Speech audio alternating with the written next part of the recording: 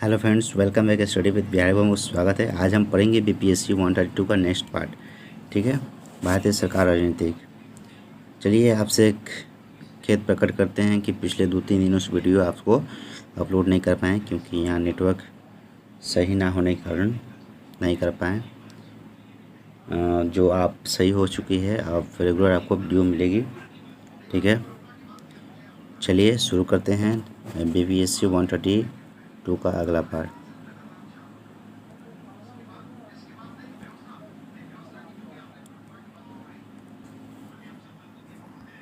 चलिए, पिछले संस्कृति और शिक्षा अधिकार पढ़ लिए थे। आज हम पढ़ेंगे संवैधानिक उपचारों का अधिकार। ठीक है,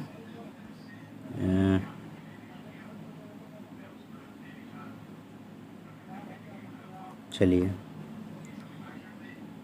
अनुच्छेद 32 में के अनुसार भारतीय संविधान मौलिक अधिकारों को लागू करने के लिए समुचित कार्रवाई द्वारा देश के सर्वोच्च न्यायालय द्वारा खटकाने का अधिकार की गारंटी देता है। ठीक है, अगर आपका कोई आपका जो अधिकार है, मौलिक अधिकार है, उनको वंचित है आपसे, उनसे कोई छीन रहा हो किसी तहत, तो आप इनके लिए सर्वोच्च न्यायालय में दरवाज़ा खटका सकते हैं। ठीक है, वहाँ पर आपको न्याय मिल सकता है।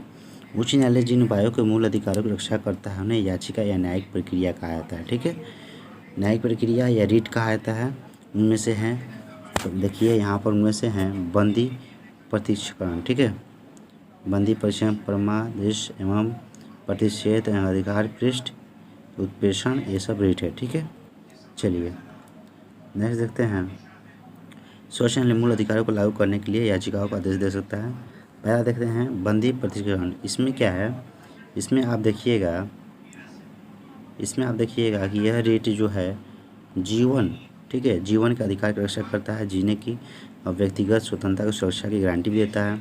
यह रीट न्यायालय द्वारा जारी की जाती है यदि न्यायालय में प्रस्तुत किया जाता है। ठीक है, मान लीजिए सुरक्षा के जो सुनवाई अगर इजाज़त मिल जाएगा, आप कोई बिना सुनवाई किए, तो आपको कोर्ट में 24 घंटे के अंदर आपको प्रस्तुत किया जाता है। ठीक है, यह कार्यपालिका चुनौती देती है कार्यपालिका को। ठीक है, यदि कार्यपालिका ने किसी व्यक्ति को कानून से विपरीत हिरासत में लिया हो, यह रीट कानून को भी चुनौती देता है। ठीक है, यदि यह कानून गैर संवैधानिक है, तो देखते हैं आगे।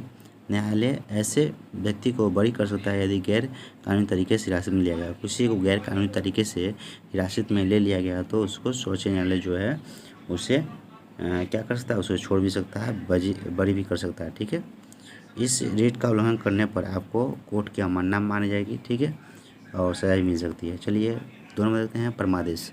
परमादेश का आदेश है आदेश देना।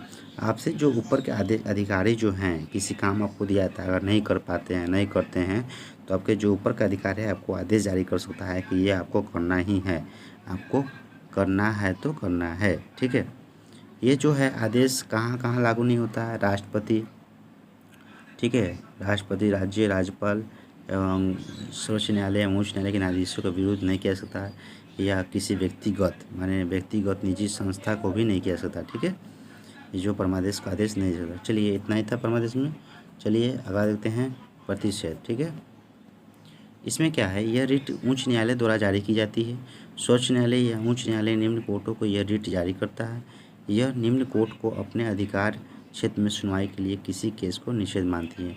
अगर कोई सुनवाई कर दी गई है हाई कोर्ट या जिला कोर्ट से, तो आप सुप्रीम कोर्ट, हाई कोर्ट में अगर मान लीजिए कि कोई आपको आप वहाँ पर नहीं जीत पाएँ, तो आप कुछ चुनौती उसको दे सकते हैं सुप्रीम कोर्ट में। ठीक है, तो सुप्रीम कोर्ट में अगर आप जीत जाते हैं तो वहाँ पर आपकी जो केस किए थे वहाँ पर जीत जाते हैं तो आपको बाइज्जत बरी भी कर दी जाएगी। ठीक है, और जो हाई कोर्ट का जो फैसला था उसे निषेध, माने उसको नहीं मानेगी। ठीक है, क्योंकि सबसे बड़ा है। ठीक है, चलिए आगे पढ़ते हैं अधिकार पृष्ठ। ठीक है,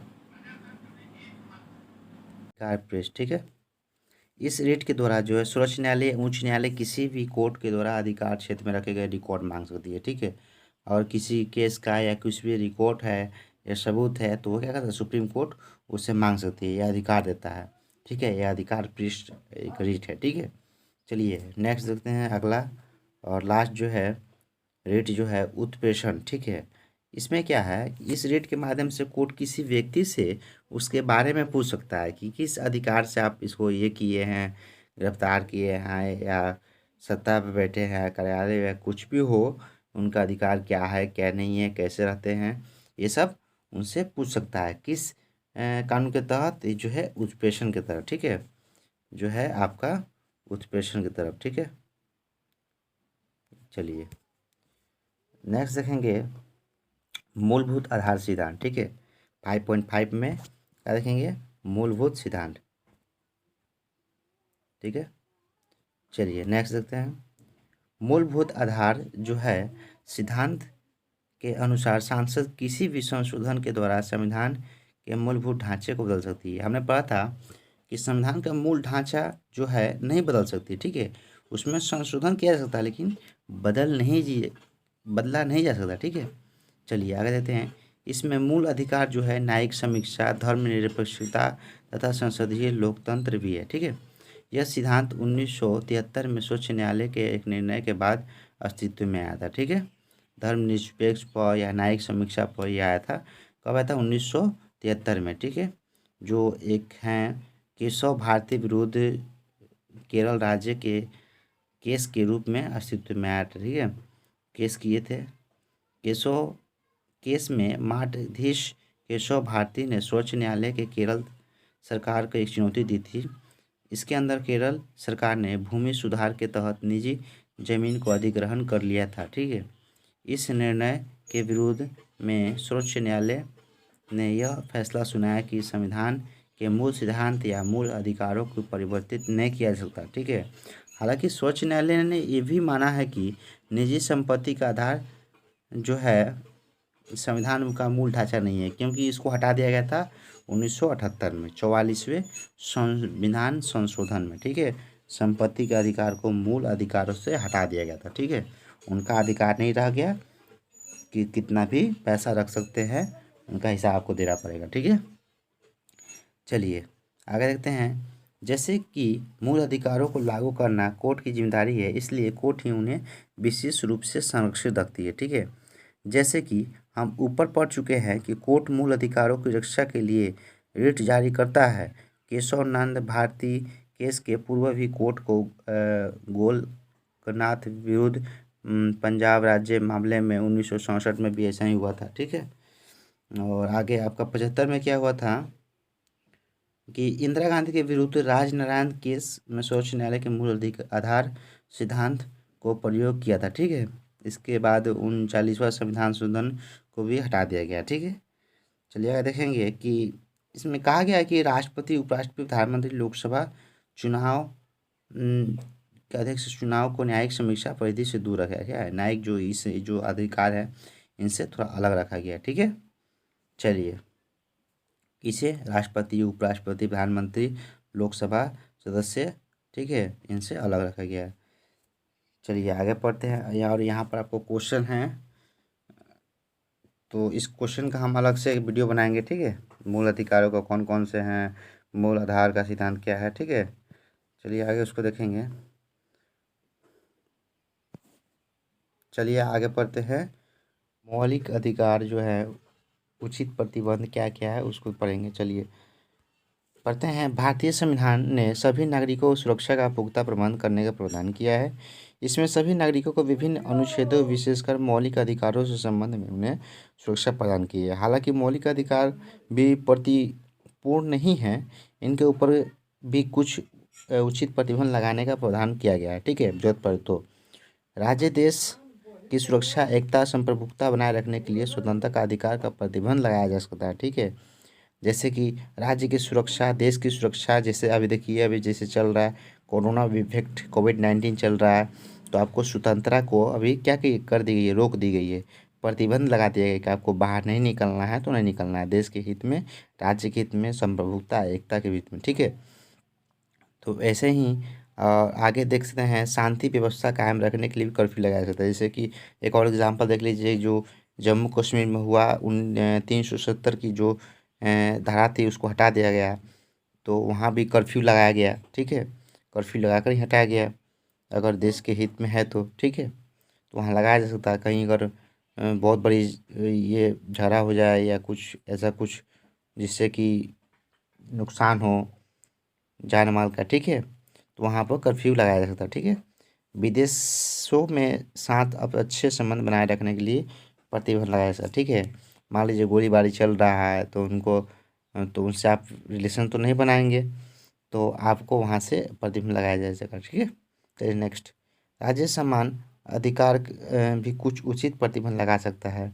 इसमें समाज वंचित वर्गों खासकर महिलाओं, बच्चों, सामाजिक आर्थिक रूप से पिछड़े वर्गों, अनुसूचित जनजाति जाति के लिए कुछ भी नीतियों को लागू कर सकती है, ठीक है। इनको भी आपको कर सकते हैं, ठीक है। चलिए अनुच्छेद आगे हम देखेंगे 33 में देखेंगे क्या है कि अंतर्गत जो सांसद का यह अधिकार दिया गया है कि वो सुरक्षा बल, ठीक है, सेना, पुलिस के मौलिक अधिकारों का भी प्रतिबंध लग सकती है, ठीक है। इस अनुच्छेद का मतलब है सुरक्षा बलों के अंदर अनुशासन की भावना कायम करना ताकि वे कानून एवं व्यवस्था बनाए रखने के लिए योगदान दे सके, ठीक है। कोई जो सुरक्षा है, आर्मी, नेवी, एयरफोर्स जो भी हैं, पैरामिलिट्रीज हैं, इनको भी प्रतिबंध लग सकता है जरूरत पड़े तो, ठीक है, क्योंकि कानून से जो है उससे बड़ा कोई नहीं है, ठीक है। चलिए आगे देखते हैं, इसका मतलब जो है सुरक्षा बलों का अनुशासन की भावना कायम करना ताकि वे कानून और व्यवस्था का रखने का योगदान दे सके, ठीक है।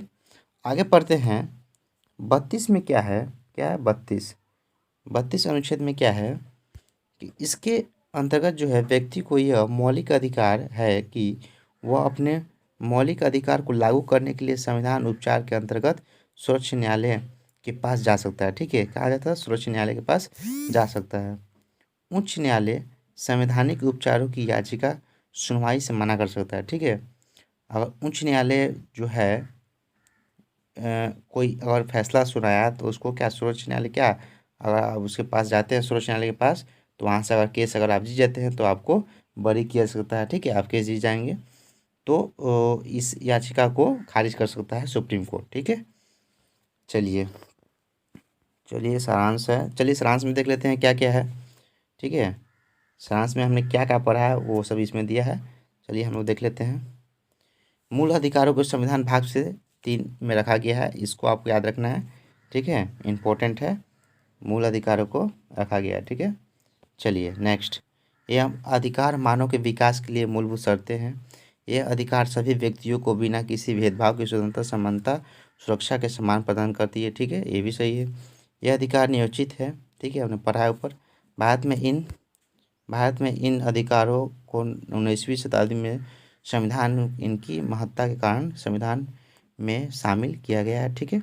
मूल ढांचा सिद्धांत के अंतर्गत मूल अधिकार संविधान के मूल ढांचे को इंगित करते हैं, ये सब हमने पढ़ा है। इन्हें परिवर्तित नहीं किया सकता है, जिससे बोले ना कि संविधान जो है उसके मूल अधिकार को नहीं बदल सकता, ठीक है। मूल जो ढांचा है उसको नहीं संशोधन कर सकती है, लेकिन मूल जो ढांचा है उसको आर्टिकल जो उसको नहीं बदल सकते हैं, ठीक है। ये बहुत ही इम्पोर्टेंट है, ठीक है, याद रखिएगा। न्यायालय जो है मूल अधिकारों को रीट के माध्यम से लागू करता है। कुछ रीट 5 जो रीट हमने पढ़ा था वो रीट के अनुसार वो मूल अधिकारों की रक्षा करता है न्यायालय। यह अधिकार बहुत महत्वपूर्ण है जो भारत के किसी भी नागरिक की सुरक्षा के आज़ादी देता है, ठीक है। चलिए ये यहाँ तक ख़त्म हो गया, ठीक है। यहाँ क्वेश्चन आंसर हमने कर देंगे। चलिए आज तक लिए इतना ही, और अगले दिन से हम पढ़ेंगे कुछ, या तो इसमें से हम इकाई 6 करेंगे, ठीक है। चलिए शुरू करते हैं।